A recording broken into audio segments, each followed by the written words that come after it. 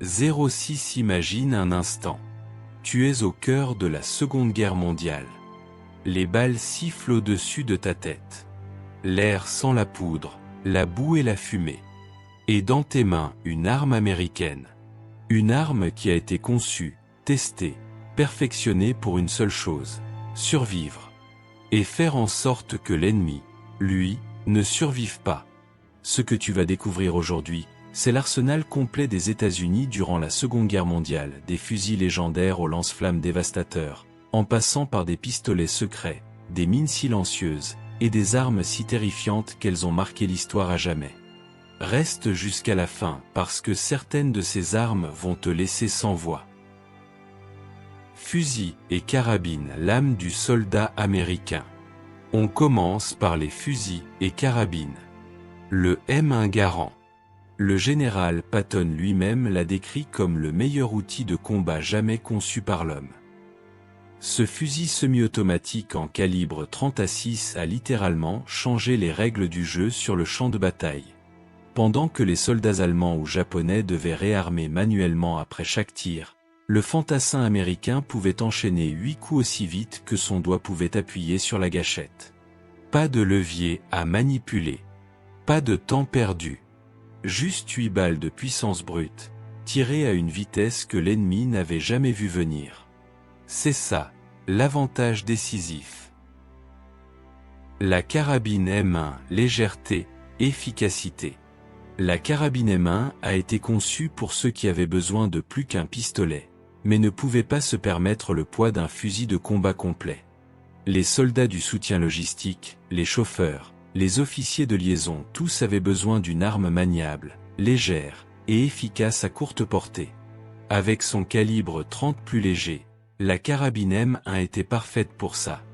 Et le plus surprenant, elle a été produite en plus grand nombre que le Garand lui-même. Une arme secondaire qui a fini par dominer les chiffres de production, ça en dit long sur son utilité réelle. La carabine M1A1 parachutiste, sauter dans l'enfer les mains libres. Pour les parachutistes, chaque centimètre et chaque gramme comptait.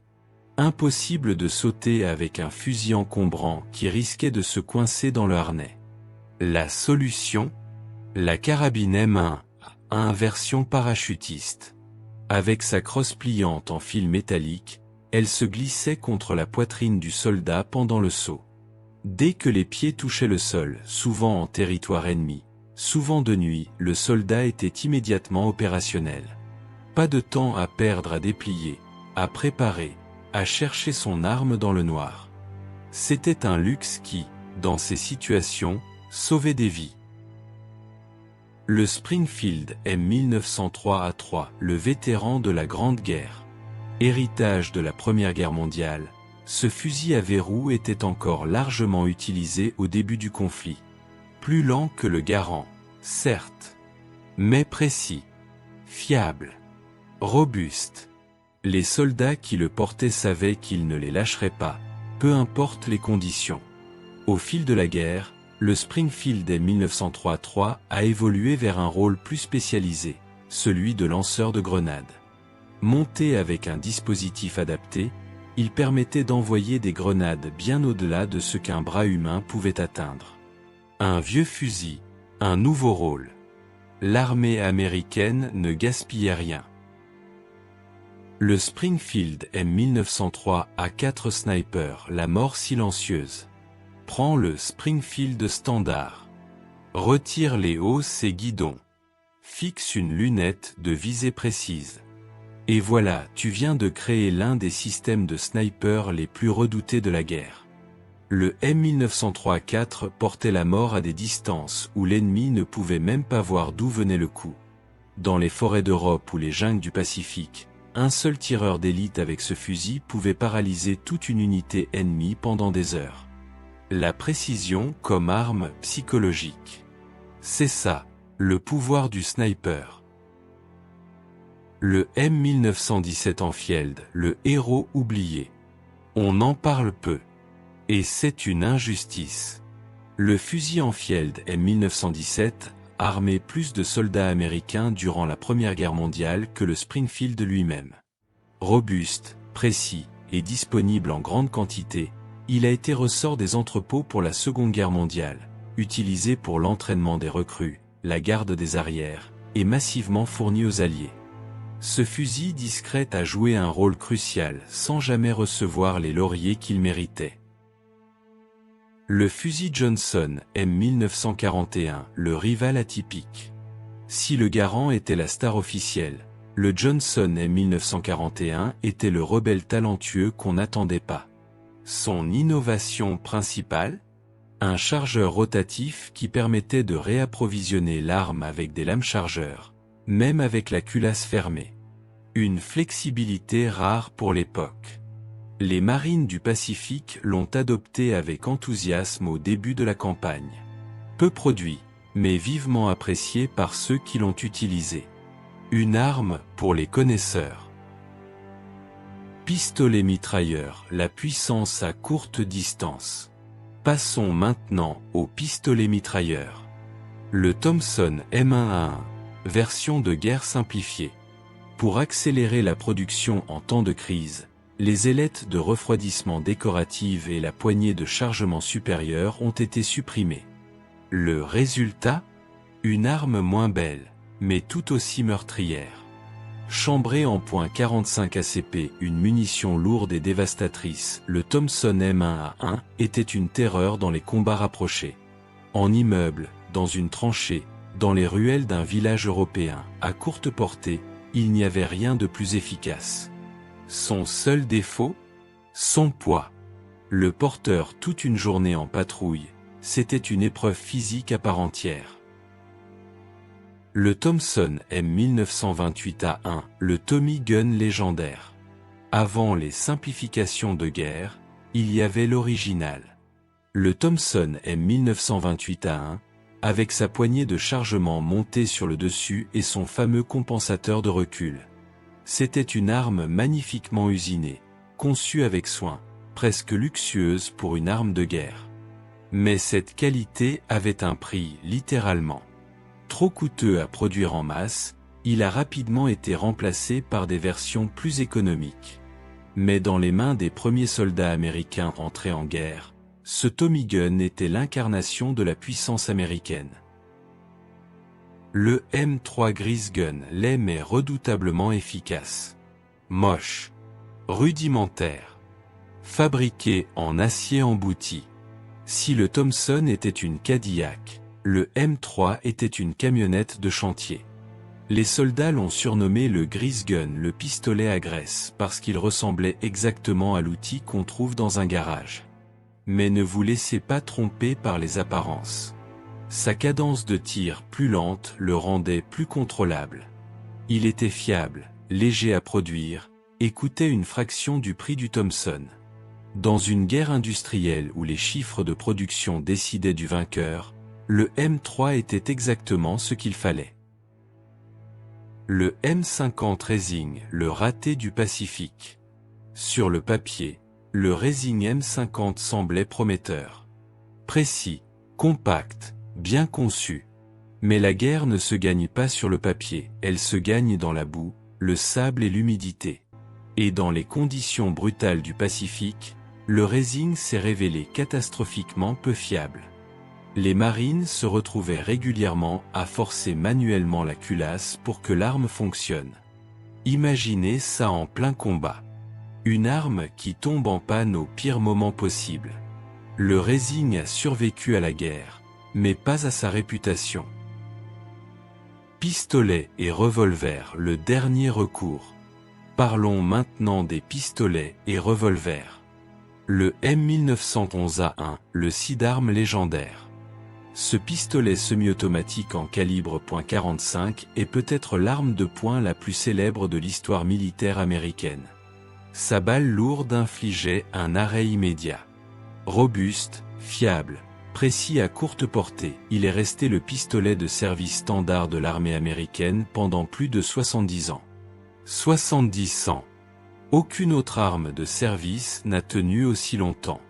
C'est une légende vivante. Le revolver SCW Victory Model, l'arme du quotidien. Produit en quantité massive, Ce revolver en calibre .38 spécial était moins puissant que le 1911, mais il avait ses avantages. Simple à utiliser, fiable, facile à entretenir. Il a été distribué aux équipages d'avions, au personnel de la marine, et aux gardes de sécurité sur le sol américain. Discret mais indispensable, le Victory Model a armé des milliers de personnes qui n'étaient pas des soldats de première ligne, mais qui avaient quand même besoin d'une protection. Le Colt M1917, le géant de la Grande Guerre. Revenu de la Première Guerre mondiale, ce revolver à grand cadre tirait les mêmes munitions en .45 que le 1911 grâce à un système de demi-lune qui permettait de charger des cartouches sans rebord dans un barillet de revolver. Une solution ingénieuse à un problème de compatibilité. Lourd, puissant, intimidant, le Colt M1917 était une option de secours redoutable pour ceux qui en avaient besoin. Le High Standard HDM silencieux, l'arme des ombres. Voici une arme dont peu de gens connaissent l'histoire, et pourtant elle est fascinante. Le High Standard HDM était un pistolet en calibre .22 équipé d'un suppresseur intégré, utilisé par l'OSS, les ancêtres de la CIA. Il était si silencieux qu'il a été présenté au président Roosevelt dans le bureau ovale. Un agent a tiré dans un sac de sable. Roosevelt n'a rien entendu. Rien. C'était une arme conçue pour éliminer sans laisser de traces, sans déclencher l'alarme, sans que personne dans la pièce d'à côté ne sache ce qui venait de se passer. Le FP-45 Liberator. Une arme à $2. Et enfin, l'arme la plus philosophique de toute la guerre. Le FP-45 Liberator. Un pistolet à un coup, fabriqué pour environ $2. Grossier. Basique. Presque insultant pour une arme. Mais son rôle n'était pas de gagner des batailles, il était de donner de l'espoir. Des millions d'unités ont été larguées derrière les lignes ennemies pour armer les résistants. Le message était simple.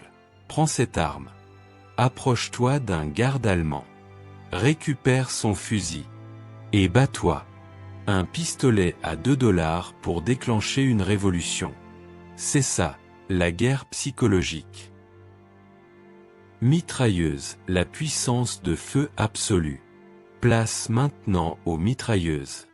Le BAR-M 1918A2 Browning Automatic Rifle. La colonne vertébrale de la section d'infanterie américaine. Tirant des munitions de fusil à pleine puissance en mode automatique, il comblait le vide entre le fusil individuel et la mitrailleuse lourde. Son seul point faible, son chargeur de 20 coups limitait son tir soutenu.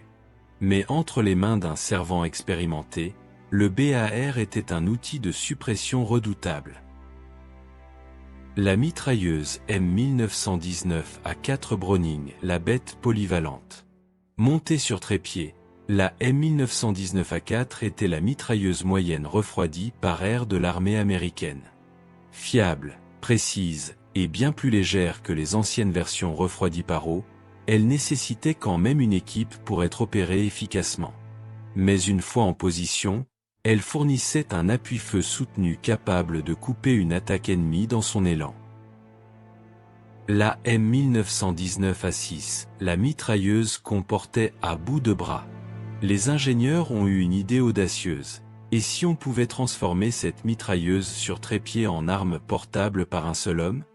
Ils ont ajouté une crosse et un bipied. Ça fonctionnait. Techniquement. Mais en pratique, l'arme était incroyablement déséquilibrée vers l'avant, épuisante à porter sur de longues distances, et difficile à manier en mouvement. Un compromis imparfait, mais dans la guerre, les compromis imparfaits sauvent parfois des vies. La M1917A1, refroidie par eau, la championne de l'endurance. Grâce à son manchon d'eau autour du canon, la M1917A1 pouvait tirer pendant des heures sans surchauffer. Des heures. C'était une machine de défense absolue. Installée dans une position fortifiée, elle pouvait repousser vague après vague d'attaquants sans jamais faiblir. Le prix à payer? Son poids énorme et la logistique de l'eau. Mais pour une position défensive fixe, c'était l'arme ultime. La M2HB.50 Cal Madeus, la légende éternelle. Surnommée affectueusement Madeus par les soldats, la mitrailleuse lourde M2HB en calibre .50 était dans une catégorie à part. Elle pouvait déchiqueter des véhicules légers, abattre des avions, percer des positions fortifiées, et tenir l'ennemi à une distance respectable. Sa conception était si parfaite, si aboutie, que cette arme est toujours en service actif dans l'armée américaine aujourd'hui, plus de 80 ans après sa conception. Aucune autre arme ne peut se vanter de ça. Fusil à pompe, la terreur des jungles. Passons au fusil à pompe. Le Winchester modèle 1897 Trench Gun.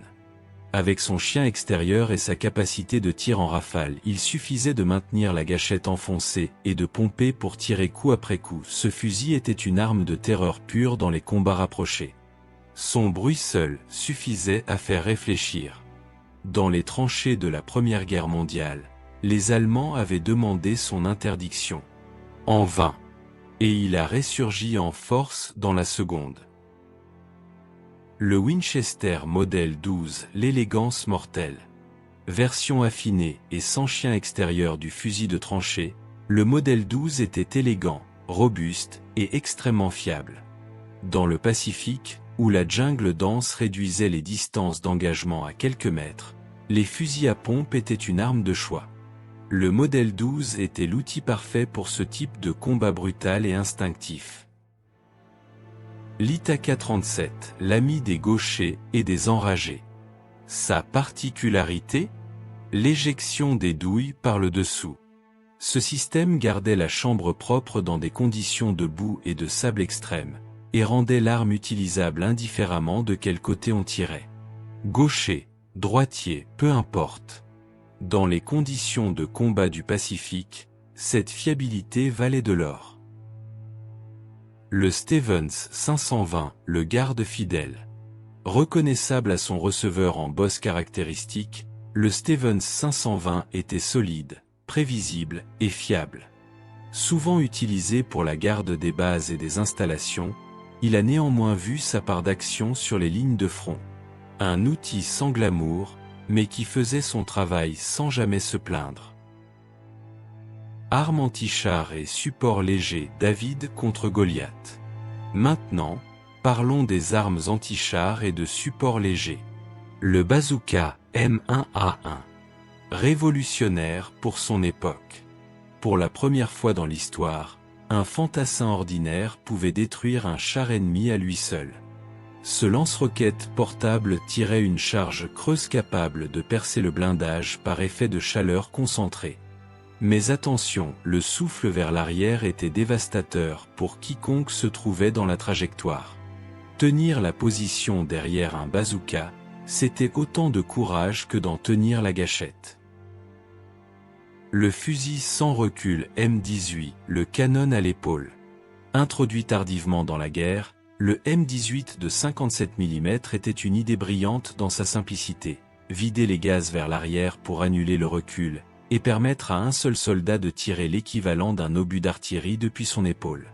Contre des bunkers, contre des positions fortifiées, contre des véhicules légers, le M18 donnait à l'infanterie une puissance de feu qu'elle n'aurait jamais dû avoir à si petite échelle. Le canon anti-char M1 de 57 mm, la puissance en équipe. Ce n'était pas une arme portative, mais les équipes qui le servaient pouvaient le déplacer à la main vers des positions stratégiques.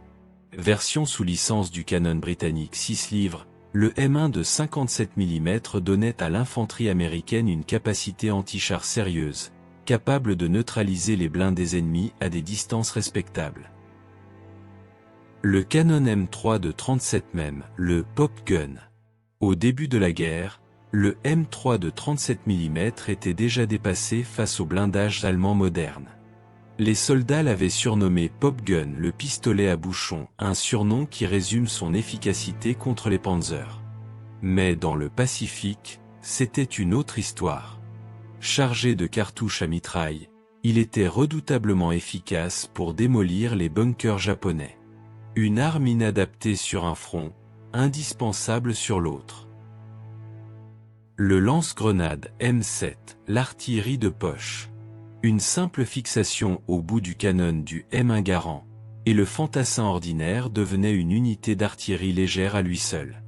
Le M7 utilisait une cartouche à blanc pour propulser une grenade bien au-delà de ce qu'un bras humain pouvait atteindre. Simple, efficace, dévastateur sur les positions ennemies exposées. Explosifs et démolition quand la terre tremble. Passons aux explosifs et démolition. La grenade MK2 Pinaple l'ananas. Corps en fonte rainuré pour améliorer la prise en main et la fragmentation.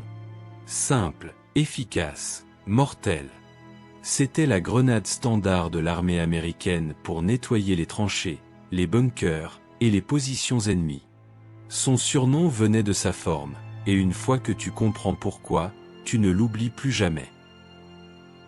La grenade M15 Willy Pet, le feu qu'on ne peut pas éteindre. Willy Pet. Deux mots qui faisaient frissonner même les soldats aguerris. La grenade au phosphore blanc M15 créait un écran de fumée dense et dispersait des particules de phosphore en combustion, impossibles à éteindre avec de l'eau. Utilisée pour créer des écrans, pour signaler des positions, et pour forcer l'ennemi à sortir de ses retranchements. Face au phosphore blanc, les positions les plus fortifiées devenaient intenables. La mine anti-char M1, le danger invisible. Enterrée sous une route ou dans un champ, la mine anti-char M1 attendait. Silencieuse. Patiente. Déclenchée par la pression d'un char ou d'un véhicule lourd, elle immobilisait l'engin et paralysait les lignes d'approvisionnement ennemies. Une arme passive, mais d'une efficacité redoutable pour contrôler un territoire. La torpille Bangalore, héros de D-Day. Rendue célèbre par les images du débarquement en Normandie. Ces tubes d'explosifs connectables étaient poussés sous les réseaux de barbelés ennemis. Une détonation. Un chemin ouvert. Et les soldats pouvaient avancer. Simple en théorie, héroïque en pratique, parce que pousser ces tubes sous le feu ennemi demandait un courage extraordinaire. La charge Satchel en TNT, le briseur de bunker. Un sac en toile rempli de blocs de TNT et d'une mèche. Rudimentaire dans sa conception. Absolument dévastateur dans ses effets. Lancé à l'intérieur d'un bunker, d'un blocos ou d'une position fortifiée, la charge Satchel en TNT détruisait tout de l'intérieur. Pas d'échappatoire pour ceux qui se trouvaient à l'intérieur. Couteau et baïonnette, le combat à portée de main. Parlons maintenant des couteaux et baïonnettes. Le couteau de combat M3. À mesure que la baïonnette devenait moins pratique sur les champs de bataille modernes, l'armée américaine a introduit un couteau de combat dédié. Lame Steel Dag, conçu pour le corps à corps et les tâches utilitaires. Pas de fioritures. Juste un outil conçu pour survivre.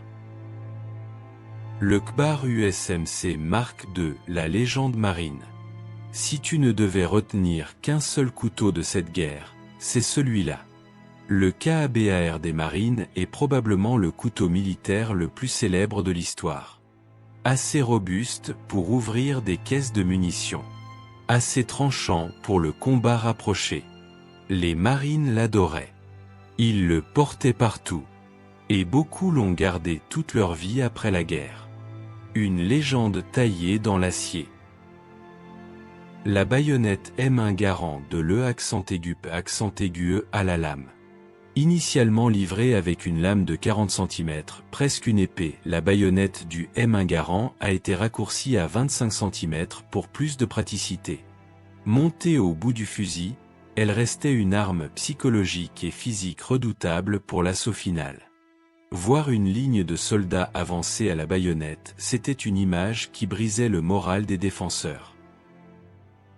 La baïonnette M1917 Enfield, l'adapté inattendu.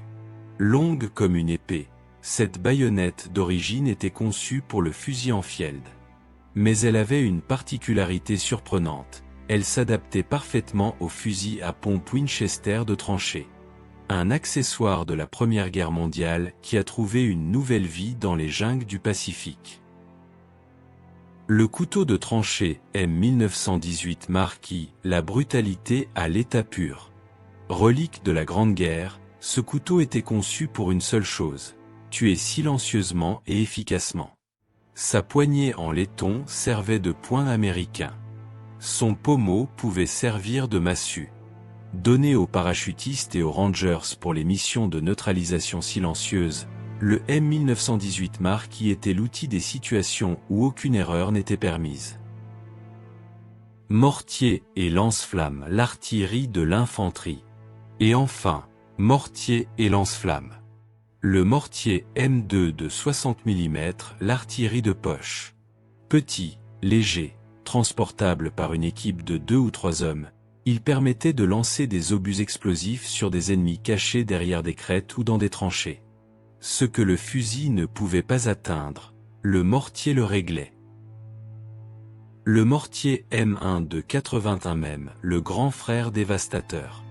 Le grand frère du 60 mm. Plus de portée. Plus de puissance explosive. Capable de briser une attaque ennemie avant même qu'elle n'atteigne les lignes américaines. Une équipe bien entraînée sur un mortier de 81 mm pouvait mettre en fuite un bataillon entier. La précision et la cadence de tir faisaient toute la différence. Le lance-flamme M2, la terreur absolue du Pacifique. Et pour finir, l'arme la plus redoutée de tout le théâtre du Pacifique. Le lance-flamme M2. Porté dans le dos, il projetait du feu liquide à travers les entrées de grottes, à l'intérieur des bunkers, dans les positions les plus retranchées que les bombes ne pouvaient pas atteindre. Aucune fortification n'y résistait. Aucune position n'était tenable face au feu. Les soldats japonais qui faisaient face au M2 avaient 2 options, sortir ou brûler. C'était une arme qui ne laissait pas de troisième choix. Et c'est cette brutalité absolue qui a mis fin à certaines des batailles les plus acharnées du Pacifique.